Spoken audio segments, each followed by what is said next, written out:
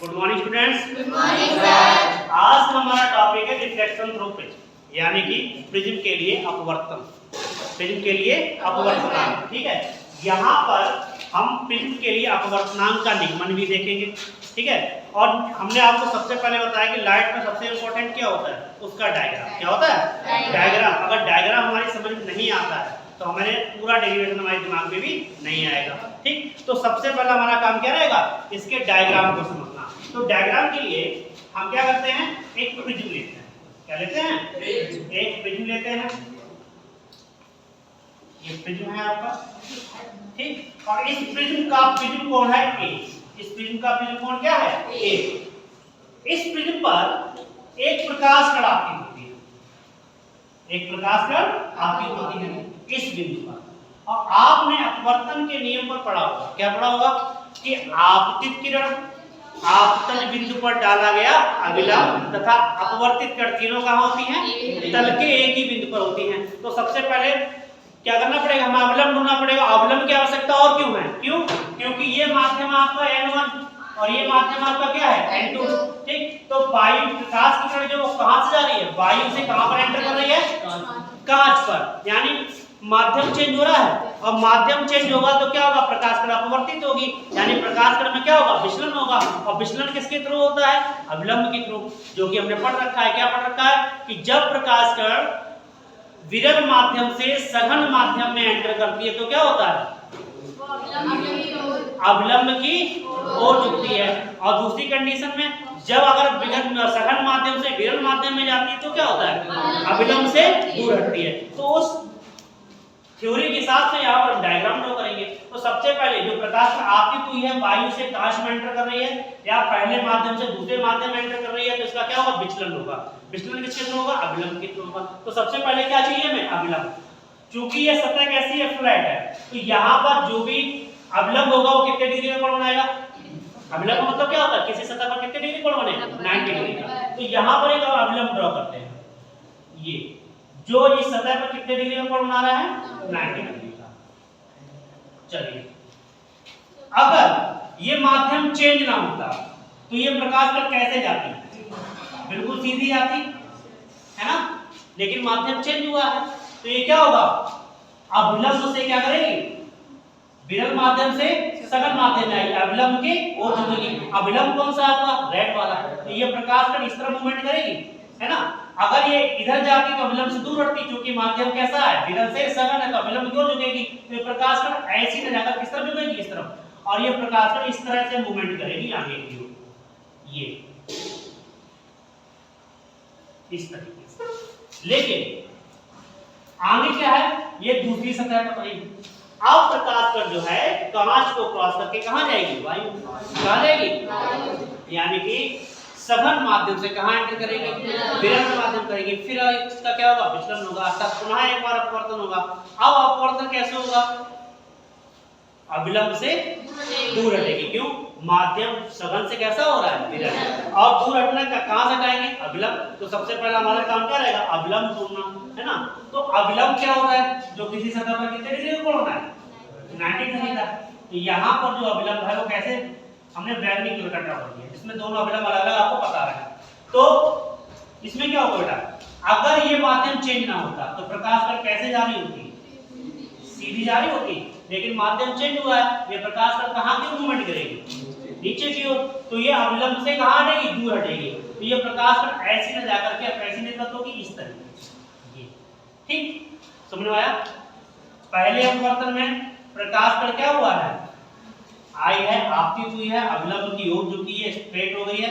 फिर द्वारा से माध्यम चेंज हुआ है तो अविलंब से दूर हटी और प्रकाश कण इस तरीके से कर रही है। आई यहां से है, एग्जिट यहां से कर रही है। आपतित किरण और अविलंब के बीच बना कोण क्या होता है बेटा, आपतन कोण होता है। क्या होता है, अपवर्तित किरण और अविलंब के बीच बना कोण क्या होता है, अपवर्तन कोण। यहाँ पर ये R1 है और ये कितना है, R2। कितना है, R2। ठीक है, अच्छा। और ये प्रकाश कण यहाँ से निर्गत हो रही है, तो ये कौन सा एग्जिट हो गया, एग्जिट एंगल। ये कौन सा एंगल हो गया, एग्जिट एंगल।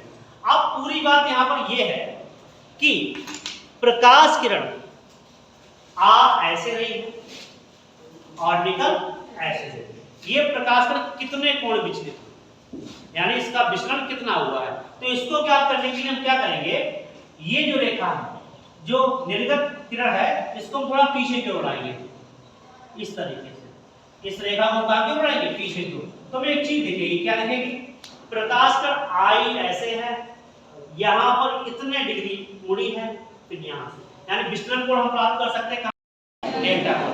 ये विचलन ही हमें प्राप्त करना है। इससे पहले इसका हमें क्या देखना है, अपवर्तनांक देखना। क्या देखना है, अपवर्तनांक। ठीक, इसमें एक कुछ चीजें और हैं, उसको भी आप समझा देते हैं। जैसे ये आपकी येलो वाली किरण है, जो किरण है, ये इस प्रिज्म का क्या है, पृष्ठ, और यहाँ पर रेड वाला क्या है आपका, अभिलंब। रेड क्या है आपका, अभिलंब है, ये वाला, ये अभिलंब है। तो इसमें एक आपकी मैथमेटिकल थ्योरी होती है क्या, कि जब कोई दो प्रकाश किरण आपस में एक दूसरे को प्रतिच्छेदित करते हैं, क्या करते हैं, प्रतिच्छेदित करते हैं, तो उसके शीर्षक भूमि कोण कैसे होते हैं, बराबर होते हैं। तो ये रेड वाली जो अभिलंब है और पहली वाली है आपतित किरण, ये दोनों एक दूसरे को प्रतिच्छेदित कर रही हैं, और ये एंगल कितना है बेटा, आई। कितना एंगल है, आई। तो ये भी कितना होगा, आई होगा, है ना। इस लिहाज से, लेकिन यहां पर जब हमने देखा तो ये इसको आधा आधा कर, ये प्रकाश का जब आगे मूवमेंट करी है ये वाली, तो इन दोनों को कैसा कर रही है, आधा आधा। पूरा एंगल कितना है बेटा, आई। पूरा एंगल कितना है, और इसमें ये आधा वाला एंगल कितना है, r1 कितना है।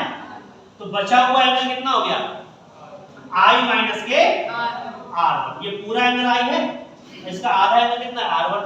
अगर ये एंगल फाइंड करना है तो क्या करना पड़ेगा, i में से r1 घटाना पड़ेगा, तो ये ऊपर वाला एंगल पता लग जाएगा। अर्थात ये एंगल यहाँ पर कितना है, i माइनस के r1। कितना है, i माइनस के r1। इसी प्रकार यहाँ पर भी देखिए, ये वाली बैगनी वाली किरण और अपवर्तित किरण दोनों कैसे एक दूसरे को प्रतिच्छेदित कर रही है। तो ये एग्जिट एंगल कितना ए है, और ये आधा एंगल कितना है, r2।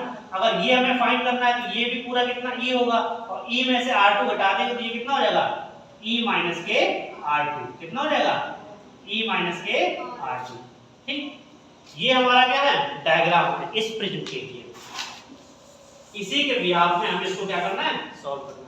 इससे हमें क्या निकालना है, अपवर्तन का सूत्र। तो इसमें हम तीन चीजें लेंगे, इसको नॉमिनेट कर देते हैं। ये पॉइंट ए हो गया, इसको मान लेते हैं m, और इस पॉइंट में मान लेते हैं हम क्या, n, और ये हो जाएगा आपका o, और इसको मान लेते हैं हम p। ठीक, ये a है, ये m है, ये o है, ये n है, और ये क्या है, p। इसको 4 स्टेप में सॉल्व करेंगे। कितने स्टेप में सॉल्व करेंगे, 4। कौन कौन से, एक तो a m o n, एक एक चतुर्भुज को सॉल्व करेंगे। क्या सॉल्व करेंगे, चतुर्भुज को। उसके बाद हम सॉल्व करेंगे एक त्रिभुज m o n, दूसरी स्टेप। ठीक, और तीसरी स्टेप में हम क्या करेंगे, एक ये त्रिभुज सॉल्व करेंगे m p n, जहां पर मैथमेटिकल रूल लगेगा, क्या लगेगा, किन्हीं दो अंतःकोणों का मान बाह्य कोण के बराबर होता है। सबसे पहले हमारा काम क्या है, इस चतुर्भुज को सॉल्व करना, a m o n। दूसरी स्टेप में हम सॉल्व करेंगे m o n को, और तीसरी स्टेप में सॉल्व करेंगे m p m और n को। इसके बाद जो आगे कार्रवाई है वो हम देखेंगे। ठीक है, तो सबसे पहले हम क्या करेंगे,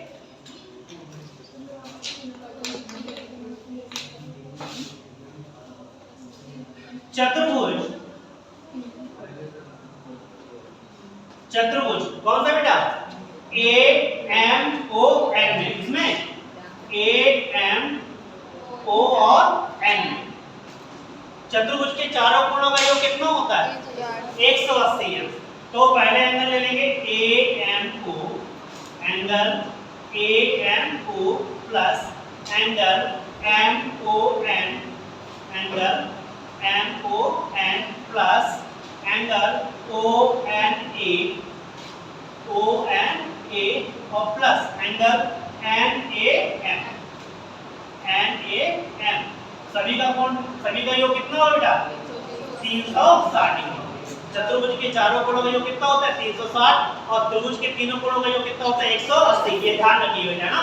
तो अब इसको देखते हैं बेटा, a m को बेटा, a m ये पीली वाली आपकी लाइन है, इस लाइन पे रेड वाला अभिलंब है। क्या है, रेड वाला अभिलंब है। ये पीली वाली लाइन और ये रेड वाली लाइन, ये अविलंब तो ये टोटल कोण कितने हो गया बेटा 90 डिग्री। कितने हो गया? ये ए है, ये एम है और ये क्या है बेटा ओ। यहाँ पर पॉइंट ये है, ये पीली वाली रेखा और ये रेड वाली रेखा। रेड वाली रेखा इस सतह पर क्या है अविलंब है। अविलंब कितने डिग्री का होता है 90 डिग्री का। अर्थात ए एम ओ कितने डिग्री का हो गया 90 डिग्री का हो गया। Very good. और दूसरा एम ओ एन, इसको ऐसे ही लिखो angle M O N plus O N A, O N A. अर्थात इस पीले वाले पर ये बैगनी वाला क्या है अविलंब है। तो ये पूरा कोण कितने डिग्री हो जाएगा 90 डिग्री का। तो ये भी कितना हो गया 90 degree plus N A M, ये क्या है प्रिज्म कोण। ये कितना है एंगल ए। तीनों का योग कितना, चारों का योग कितना होगा 360 डिग्री। 90 और 90 कितना होता है 180। कहाँ जाएगा काय को जाएगा 360 में से 180 का कितना बचा 180। हाँ तो ये हो जाएगा बेटा आपका एंगल एम ओ एन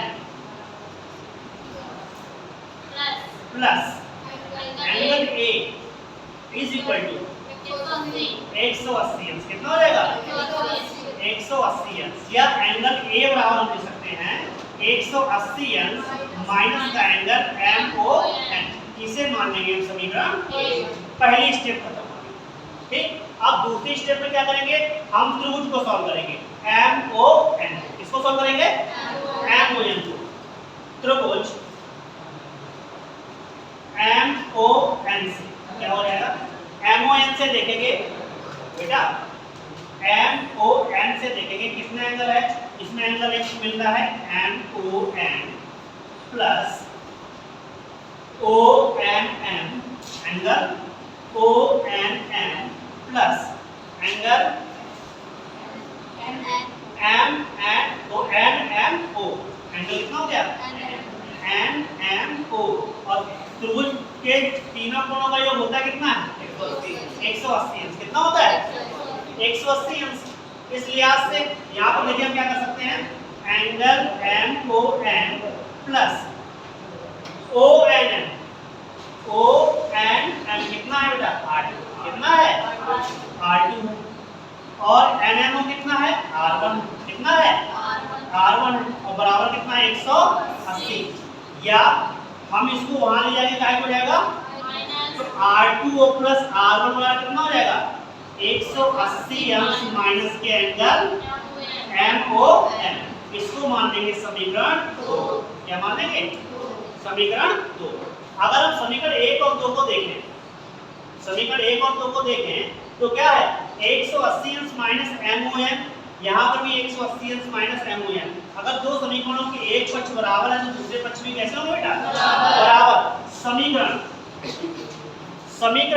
1 व 2 की तुलना करने पर, समीकरण 1 व 2 की तुलना करने पर, समीकरण 1 व 2 की तुलना करने पर क्या हो जाएगा एंगल ए बराबर हो जाएगा R1 और प्लस R2। इसे मान लेंगे हम समीकरण 3। एक चतुर्भुज सॉल्व हो गया और एक क्या सॉल्व हो गया त्रिभुज सॉल्व हो गया। अब हमारा काम है इसको सॉल्व करना M P N O।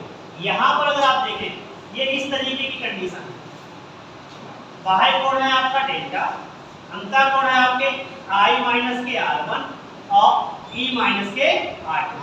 और मैथमेटिकल रूल कहता है कि किन्हीं दो त्रिभुजों के जो अंतःकोण होते हैं उनका कोण बाह्य कोण के योग के बराबर होता है, यानी बाह्य कोण अंतः दो कोणों के योग के बराबर होता है। ये मैथ का रूल कहता है। तो हम डेल्टा और लिख सकते हैं I minus R1 plus E minus R2। कौन से त्रिभुज से बेटा MPN से। किससे MPN से क्या होगा मैथमेटिकल रूल से I minus R1 plus E minus के R2 किसके इक्वल हो जाएगा डेल्टा के। किसके इक्वल हो जाएगा डेल्टा के। तो यहाँ पर इस तरीके लिख लो बेटा I और प्लस E माइनस के कॉमन ले लिया, माइनस का R1 माइनस का R2 हो जाएगा, माइनस कॉमन लेकर तो अंदर क्या होगा R1 प्लस R2 का कितना हो गया डेल्टा। समीकरण 3 से किससे समीकरण 3 से क्या हो जाएगा, समीकरण 3 से एक चीज देखने को मिलेगी R1 प्लस R2 का कितना है एंगल ए कितना है, एंगल ए, तो R1 प्लस R2 जगह कर सकते हैं बेटा एंगल ए, तो I और प्लस E और माइनस के एंगल ए बराबर कितना हो जाएगा, डेल्टा। इसे मान लेंगे समीकरण 4। क्या मान लेंगे, समीकरण 4। अब हम क्या करने वाले हैं, अब हमारा काम रहेगा R1 और R2 के मान ज्ञात करना। किसका, R1 और R2 के मान ज्ञात करना, क्योंकि हमें प्रिज्म का क्या निकालना है, अपवर्तनांक निकालना है। क्या निकालना है, अपवर्तनांक निकालने के लिए हमें स्नेल का नियम लगाना पड़ेगा। स्नेल का नियम क्या कहता है, आपतन कोण की ज्या और अपवर्तन कोण की ज्या का अनुपात क्या होता है, नियतांक होता है। यानी n बराबर sin i बटे sin r, ये नाम क्या हो जाएगा, n बराबर sin i बटे। बच्चों हमने दो समीकरण प्राप्त किए, एक एंगल a बराबर किया r1 प्लस r2, ठीक, और एक हमने समीकरण प्राप्त किया i plus e minus angle a बराबर डेल्टा, ठीक। अब यहाँ पर एक कंडीशन है बेटा, क्या, जब हम प्रिज्म कोण पढ़ते हैं, ठीक है, तो प्रिज्म में जब हम कोई प्रकाश पर आपतित करते हैं तो आपतन कोण जितना हम बढ़ाते चले जाएंगे, आपतन कोण जितना हम बढ़ाते चले जाएंगे, विचलन कोण का मान उतना ही कम होता चला जाएगा। या हम डायरेक्टली ये कह सकते हैं आपतन कोण का मान विचलन कोण के मान पर निर्भर, या विचलन कोण आपतन कोण के मान पर निर्भर करता है। लेकिन एक कंडीशन ऐसी आती है, देखो ना, जैसे जैसे हम आपतन कोण का मान बढ़ाएंगे, जैसे जैसे आपतन कोण का मान बढ़ाएंगे, विचलन कोण का मान कम होता जाएगा। और एक विशेष स्थिति में आकर के, या एक विशेष आपतन कोण के लिए, एक विशेष आपतन कोण के लिए जो विचलन कोण है वो सबसे न्यूनतम हो जाएगा। कैसा हो जाएगा, और उसके बाद हम जब आपतन कोण का मान बढ़ाएंगे विचलन कोण फिर से बढ़ने लगेगा। कहने मतलब क्या है कि जो विचलन कोण है वो किसके मान पर डिपेंड करता है, आपतन कोण के। जब हम उसका ग्राफ ड्रॉ करेंगे, देखिए ना, ग्राफ ड्रॉ करने में पता लगेगा जैसे जैसे हम आपतन कोण का मान बढ़ाएंगे और विचलन कोण का मान क्या होता जाएगा, न्यूनतम होता जाएगा। एक कंडीशन ऐसी आएगी जहां पर न्यूनतम जो विचलन कोण कैसा होगा, सबसे न्यूनतम होगा आपतन कोण के लिए, और उसके बाद जब हम आपतन कोण का मान बढ़ाएंगे विचलन कोण फिर से बढ़ने लगेगा। तो एक विशेष स्थिति में आपतन कोण ऐसा होगा जहां पर जो विचलन कोण है सबसे कैसा होगा, न्यूनतम होगा। तो उस न्यूनतम की स्थिति के लिए, इसके लिए न्यूनतम की स्थिति के लिए हम यहाँ पर सॉल्व करेंगे। कब, चूंकि विचलन कोण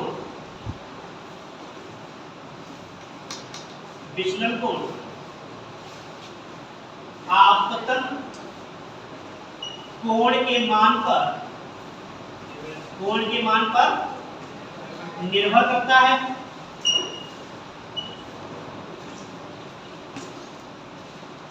तब न्यूनतम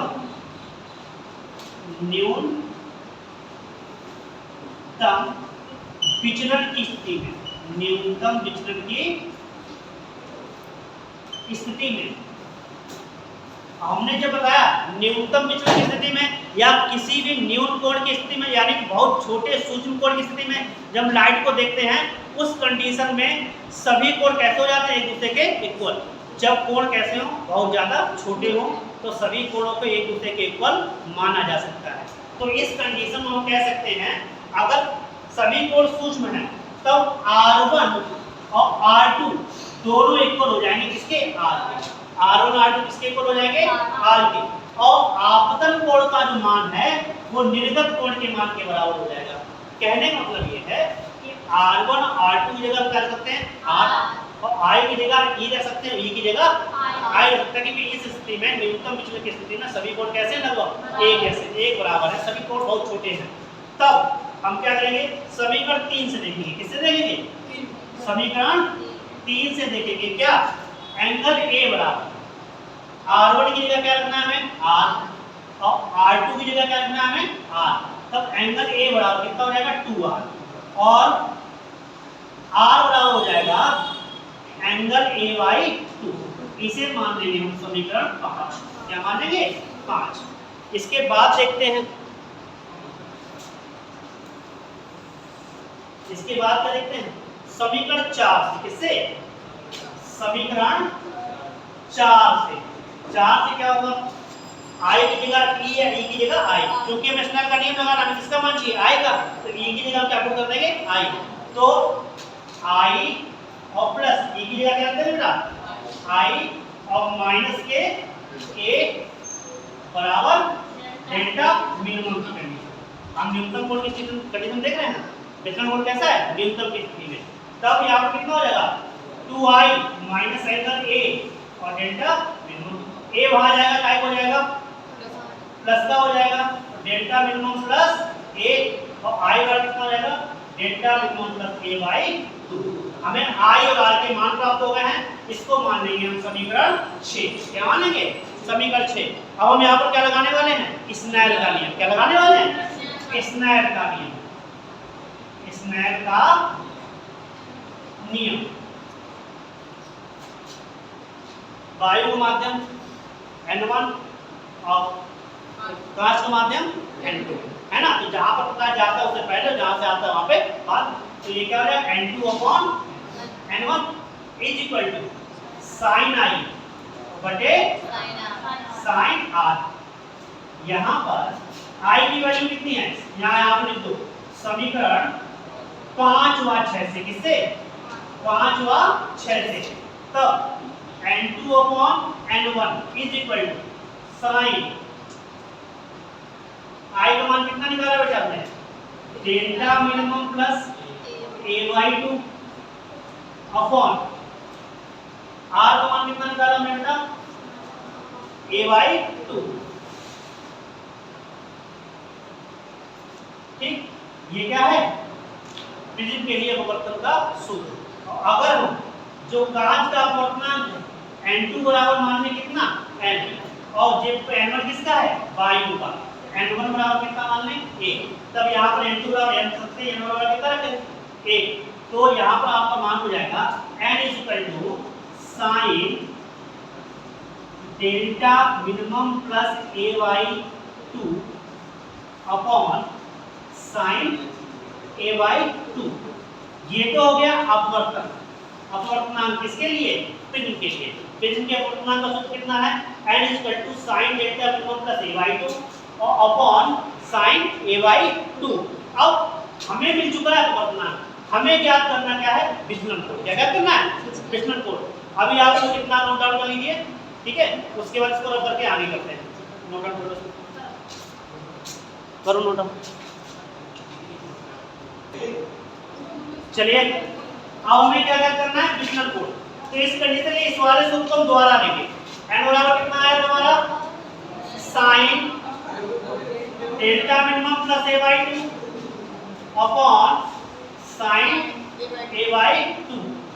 यदि एंगल I तथा एंगल R अत्यंत सूक्ष्म है, कैसे हैं अत्यंत सूक्ष्म है, तब हम sign delta minimum plus a by 2 को सिर्फ लिख सकते हैं delta minimum plus a by 2 और साइन a बाई 2 को सिर्फ लिख सकते हैं a बाई 2। क्या लिख सकते हैं a बाई 2, यानी साइन से हम घटा देंगे, पहले भी पढ़ चुके हैं थ्योरी में, है ना। तो n बराबर कितना हो जाएगा delta minimum plus a by 2 upon a by 2। पहले वाले का गुणा किसके साथ होता है बेटा लास्ट वाले के साथ, बीच वाले का बीच वाले के साथ। n इक्वल टू हो जाएगा आपका 2 गुणे delta minimum plus a upon बंद हो गया।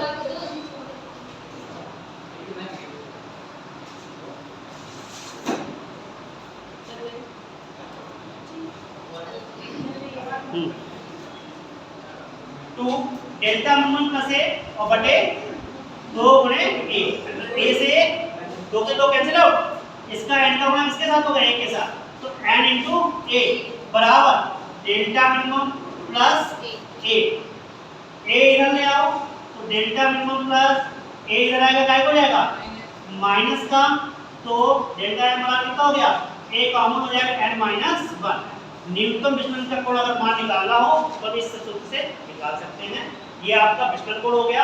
यहाँ पर हमने इसका प्रिज्म का अपवर्तनांक देखा। ये दोनों बहुत ज्यादा इंपॉर्टेंट है, इसमें से आपको पेपर में एक सवाल निश्चित मिलेगा, हो सकता है आपको ये डेरिवेशन भी करने को मिल जाए। इंपॉर्टेंट टॉपिक है, नोट डाउन कर लीजिएगा।